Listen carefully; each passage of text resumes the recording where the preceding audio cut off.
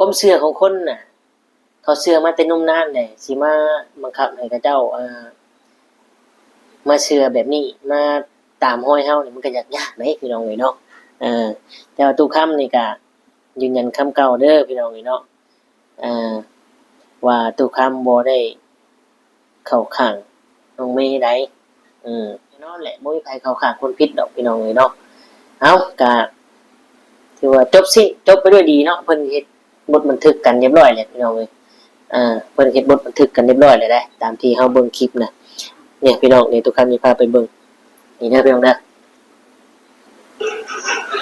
ในข่าววันที่23เดือน8ปี2026ที่ห้องการบ้านห้องการทุกคนบ้าน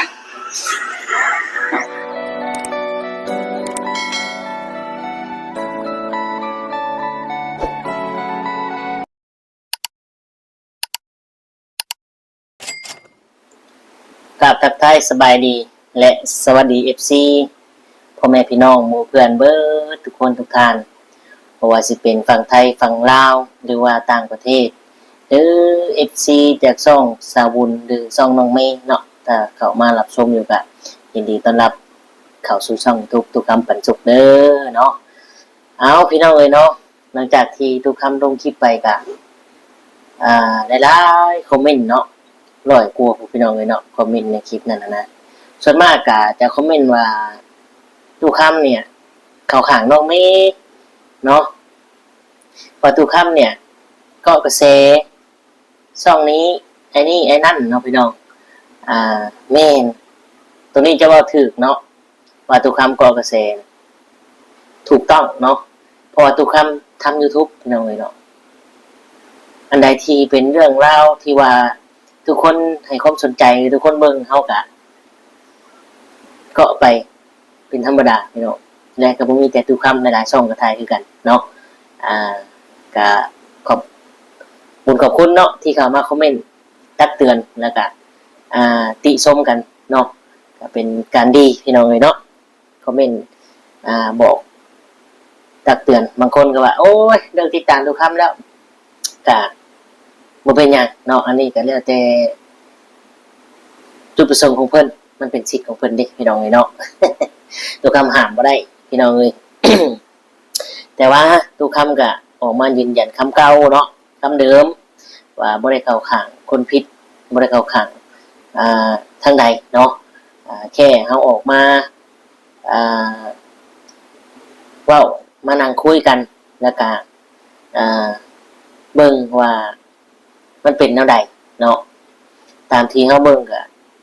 ทุกคำก็บ่ได้ว่าน้องเมย์บ่ผิดเนาะทุกคำก็บ่ได้ว่าน้องเมย์บ่ผิดเด้เพราะว่าสาบุญเล่าไปแล้วก็เห็นน้องเมย์โพสต์ลงอีหลีเนาะแต่ว่าเฮาบ่ฮู้ว่า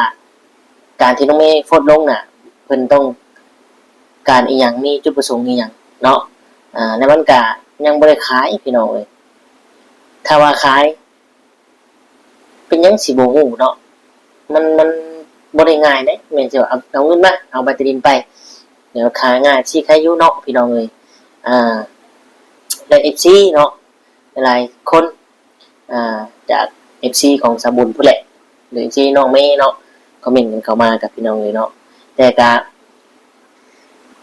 ก็ดีพี่น้องเลยเนาะเฮาก็จะได้มีแนวเว้าแนวคุยกันแน่พี่น้องเลยเนาะถึงแม้ว่าแต่ FC เพิ่นก็ดีเด้พี่น้อง FC ก็รู้สึกว่า FC มีมารยาทแล้วก็ FC มีการศึกษา FC ที่เรียนรู้จบมีการศึกษาที่ดีแล้วก็เป็นผู้ใหญ่พี่น้องเอ้ยเนาะอันนี้ก็ทุกคำขอชื่นชมด้วยใจจริงเพราะว่าคอมเมนต์น่ะเพิ่นบอกเพิ่นเตือนที่ว่าเพิ่นว่าทุกคำของขังของฟิตจังซี่เนี่ยมันสื่อถึงว่าเพิ่นก็มีความเป็นผู้ใหญ่แล้วก็การศึกษาที่ดีพี่น้องเอ้ยเนาะเพราะว่าบ่มีเลยแหละพี่น้องมีแต่ส่วนหน่อยที่ว่าเป็นยังทุกคำตัวนั้นนี่พอคอมเมนต์เนี่ยเฮาสิฮู้เลยเนาะคอมเมนต์ว่าคนใดที่มีการศึกษาคนใดที่เป็นผู้ใหญ่พอเนาะเฮาสิฮู้เลยมีคอมเมนต์นึงที่ว่าขึ้นมึงขึ้นกูอันนี้ก็แม่นเนาะภาษานี่ก็มันเป็นภาษาบ้านๆภาษาแบบสนิทกันแต่ว่าอันในคำว่ามึงกูนี่ก็แบบหมู่เพื่อนเนาะก็เป็นภาษาบ้านๆใช้กันแต่ว่า อ่าเฮาบ่ฮู้ว่าเพิ่นอายุเท่าใดเท่านั้นเท่านี้เฮาก็บ่ฮู้ดอกเพียงแต่ว่ามันชื่อให้เห็นว่าอ่าคนแบบนี้เป็นจังไดนะพี่น้องเนาะส่วน FC เนาะสิว่าตู้คำเป็นอันนั้นอันนี้ก็บ่เป็นหยังพี่น้องเอ้ยและตู้คำก็จะบอกว่ามันบ่ได้มีแค่ช่องตู้คำคนเดียวเด้อเนาะที่ถ่ายทำที่ออกมาเว้าเรื่องน้องเมย์กับสาวบุญนี้เนาะบางคนคอมเมนต์มากะก็ว่านี่ก็กระแสขนาดสาวบุญบ้านเดียวกันแท้ๆแม่นพี่น้องก็บ้านเดียวกันกับตู้คำนี่เด้ก็บ้านเดียวกันแท้ๆนี่เด้แต่รู้จักกันดีอีกเนาะแต่ตู้คำก็บ่ได้ด่าบ่ได้ให้สาวบุญนี่แหละเนาะตู้คำก็บ่ได้ไปบ่ได้ไปเว้าแล้วเนาะเพียงแต่ว่าตู้คำน่ะว่าสาวบุญเราก็ทำหน้าที่ของเราเนาะน้องเมย์เราก็ออกมาชี้แจงมาเว้าในมุมของเราเนาะแล้วก็เว้าในมุมของเราว่าจู่ๆเนาะโทรมาให้ไปขึ้นห้องการเราก็ว่าเอ้าคืออีหยังจนกระทั่งไปเห็นคลิปที่เพิ่นได้เอาลงเนาะน้องแต่ว่าน้องเมย์ก็เว้าลามไปถึงเรื่องอีหยังต่างๆนานา FC เลยมองว่าน้องเมย์นี่ก้าวร้าวบ่คือเก่าเนาะพี่น้องมันแน่นอนอยู่แล้วพี่น้องเนาะเวลามันก็ยังหมุนไปตลอดเนาะและทุกคำก็บ่ได้เว้าสะบุญเนาะแล้วก็บ่ได้เข้าข้างน้องเมย์แบบว่านั่นดอกเนาะทุกคำก็เข้าใจเนาะบางคนก็ว่าไผเข้าข้างน้องเมย์โง่ซัวอันนี้คอมเมนต์นะพี่น้องและแต่ก่อนนี้เนาะบ่คิดเห็นในบอสอะแต่ก่อนที่เคยช่วยเหลือน้องเมย์ก็คือว่าเคยย่องเคยชื่นชมเคยสนับสนุนน้องเมย์อยู่เนาะตู้คำก็แค่รู้สึกสงสารพี่น้องสงสารน้องเมย์สงสารแบบใดสงสารแบบว่านี่แหละที่มาของคำว่าช่วยเหลือที่มาว่าอีหยังที่เฮาหามาด้วยตนเองเนี่ยถึงมันสิราคาถูกถึงมันสิบ่แพงถึงมันสิดูด้อยค่าแต่มันก็ภูมิใจเพราะเฮาหามาเองเนาะอันนี้เป็นเงินผู้ใหญ่เพิ่นสร้างเพิ่นสร้างให้เฮาก็ต้องอยู่ในกฎระเบียบในเป้าหมายหรือว่ากฎเกณฑ์ที่เพิ่นเขียนไว้เนาะก้มหัวให้ตลอดอีหยังประมาณนี้บ่นะพี่น้องเอ้ยเนาะส่วน FC คอมเมนต์ว่าเกาะกระแสนี่แน่นอนพี่น้องอันนี้ก็ถูกเนาะเฮาก็ต้องถูกต้องเนาะทุกคำเกาะกระแสกระแสที่มียอดวิวมีคนให้ความสนใจและทำให้คนเข้ามาคอมเมนต์ทำให้คนเข้ามาพิจารณาทำให้คนเข้ามาเบิ่งเฮาว่าอันนี้ว่าผิดว่าถูกทำให้คนคอมเมนต์เฮาก็สิได้ฮู้ตัวเห็นบ่และก็แปลกได้เนาะโลกโซเชียลหรือว่าสังคมเนี่ยในโลก YouTube เพจอย่างต่างๆเนี่ยถ้าเป็นเรื่องดราม่าบ่เรื่องอันหยังกันบ่ส่วนมากสิอันนั้นกันเนาะ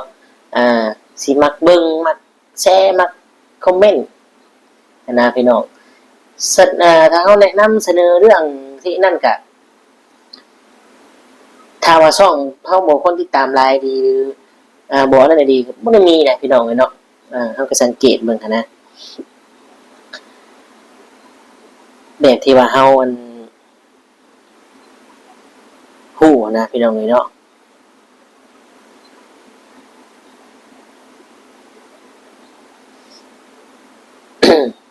บางคนคอมเมนต์มาเลิกติดตามตู้คำแล้ว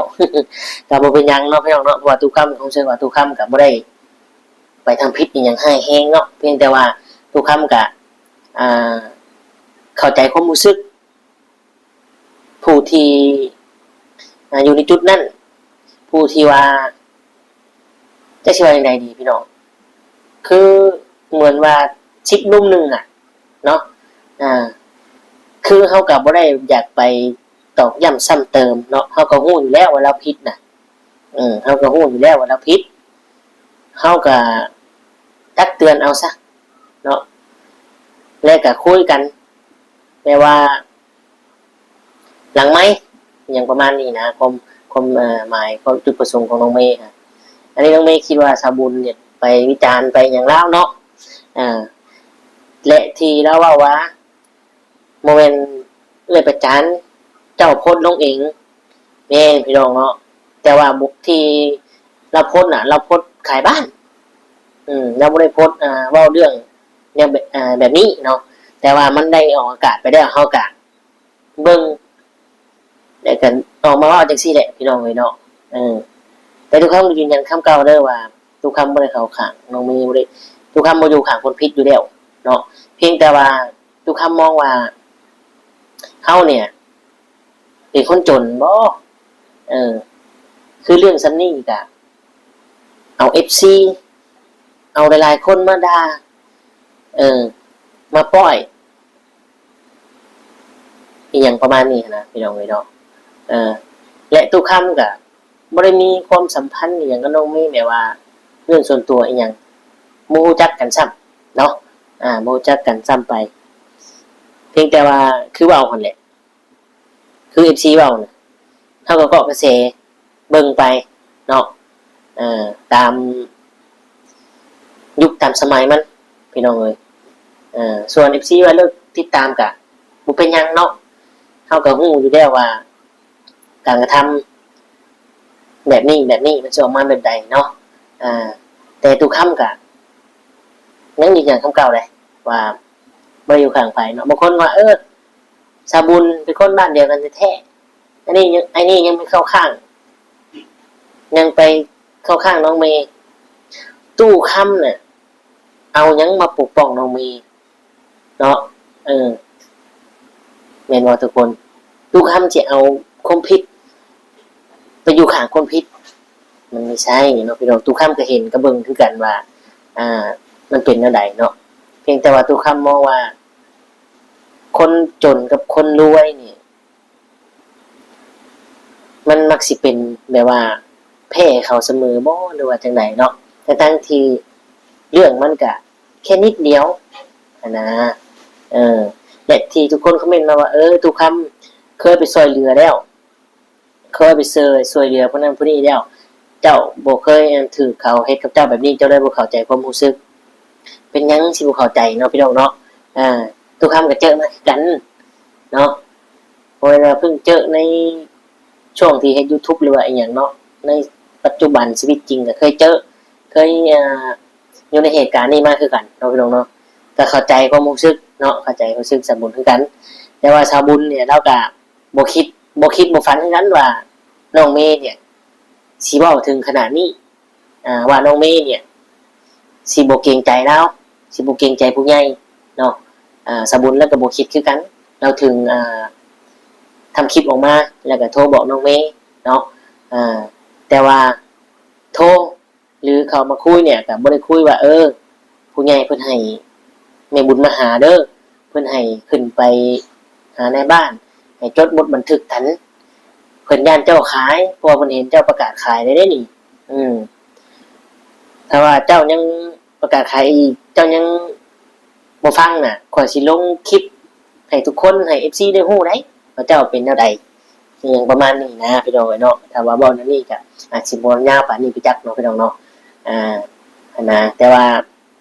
เว้าจังได๋ก็คือเก่าหั่นแหละเพราะว่าคนที่เข้าใจว่าเฮาเป็นนั่นนี่แล้วก็ความเชื่อของคนน่ะเขาเชื่อมาแต่นุ่มนานเลยสิมาบังคับให้เขาเจ้ามาเชื่อแบบนี้มาตามห้อยเฮานี่มันก็ยากๆเด้พี่น้องเอ้ยเนาะแต่ว่าทุกคำนี่ก็ยืนยันคำเก่าเด้อพี่น้องเอ้ยเนาะว่าทุกคำบ่ได้เข้าข้างน้องเมย์ได้เนาะพี่น้องเอ้ยบางเนี่ยทุกคำอ่านคอมเมนต์อยู่เลยบางคอมเมนต์ก็ FC ตอบกันเอง FC เพิ่นตอบกันเองเนาะFC เพิ่นตอบกันเองบางคอมเมนต์ก็ได้พี่น้องเอ้ย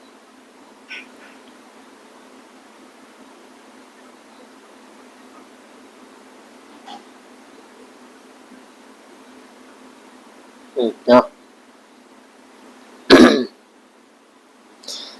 ก็บ่มีหยังพี่น้องเอ้ยก็ประมาณนี้แหละทุกคำก็บ่มีจุดประสงค์อีหยังดอกเนาะเพียงแต่ว่าเฮาก็เฮ็ดคลิปไปตามกระแสตามที่สังคมมักเบิ่งมักเว้ากันพี่น้องเอ้ยเนาะ ก็บ่ได้มีหยังมากมายพี่น้องเอ้ยเนาะแต่ถ้าว่าทุกคำเว้าผิดพลาดประการใดเนาะเฮ็ดบ่ถูกใจ FC เฮ็ดบ่ถูกใจทุกคนก็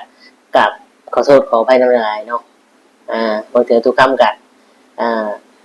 บ่คิดบ่ฝันว่าทุกคนเนี่ยสิคิดแบบนี้สิมองว่าเข้าข้างน้องเมย์แบบนี้นะพี่น้องเอ้ยเนาะแต่ว่าแน่นอนแหละบ่มีใครเข้าข้างคนผิดดอกพี่น้องเอ้ยเนาะเอาก็ถือว่าจบไปด้วยดีเนาะเพิ่นเฮ็ดบทบันทึกกันเรียบร้อยแล้วพี่น้องเอ้ยเพิ่นเฮ็ดบทบันทึกกันเรียบร้อยแล้วได้ตามที่เฮาเบิ่งคลิปนะเนี่ยพี่น้องนี่ทุกครั้งมีพาไปเบิ่งนี่เด้อพี่น้องเด้อในข่าววันที่23เดือน8ปี2026ที่ห้องการบ้านห้องการทุกคนบ้านนะคะคณะ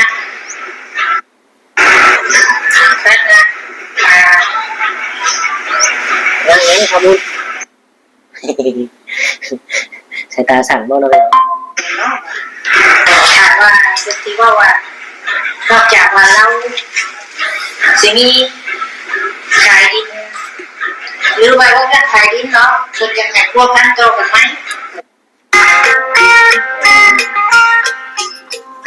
บ่ทันกันไหมไม่สนเลยว่าจะมีสบายดีตรงนี้อ่ะแต่ก็ดูว่าได้ลงรถกับพี่น้ำก๋วยเตี๋ยวปลาไทยขายดีอร่อยที่ทำจังมาช้าแล้วต้องดูโบขายเลยแรกเพราะว่ามันโดยตะลิงนี่คือดีแล้วก็ออกไปแหละพี่น้องเรื่องซื้อเสียงสมุดกับว่าได้อย่างนี้เนาะสมุดบ้านของเรายกเป็นมอบให้เป็นซื้อของนอกเป็นซื้อเดียวเพียงแต่คุณต้องจับเลือกเนาะนี่คือโดยตะลิงของนอกเกินอันนี้นี่เป็นตะลิงที่ว่าดีตัวที่ได้ที่ดังปัจจุบันให้แหละพี่น้องซื้อได้2 ปีแล้ว2 ปีกว่าเนาะซื้อนะว่าสีหม้อเขาเป็นที่ข้างนอกเพิ่นเพราะว่าบ่ได้ขายแล้วก็เลยยกโทษกันไปบันทึกขึ้นมาทางในบ้านน่าจะถูกต้องเงินได้โอ้ลงกันได้ดีเห็นงามตอนนี้ยังไม่เอาได้ดีเห็นงามเนาะก็เลยว่าเพิ่นลงโทษบันทึกภาษีอ่านอย่างโมนั่นก็ได้เยอะเนาะครับสันติภาพเอกราชประชาธิปไตยเอกภาพพัฒนาสากลงานสาธารณะในการเขียนบทบันทึก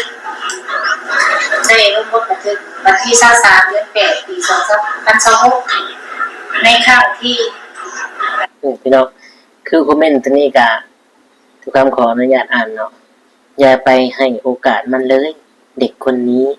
ยิงจองหองมากคือเข้ามาให้โอกาสนี่ก็ทุกคำก็บ่เห็นนำปานใดเนาะคนเฮามันต้องมีการผิดพลาดมันน้องมี่ก็บ่ได้แบบว่าคดีหยังร้ายแรงเนาะขนาดคดีที่ฆ่าคนตายแท้เนี่ยถูกจับเพิ่นก็ยังให้โอกาสออกมาเพื่อเป็นคนดีเนาะอันนี้ก็แค่นิดเดียวก็สงสารน้องแน่ทุกคนเลยเนาะอย่าด่าเราหลายในข่าววันที่23เดือน8ปี2026ที่ห้องการบ้านห้องการทุกคนบ้านนะคะคณะ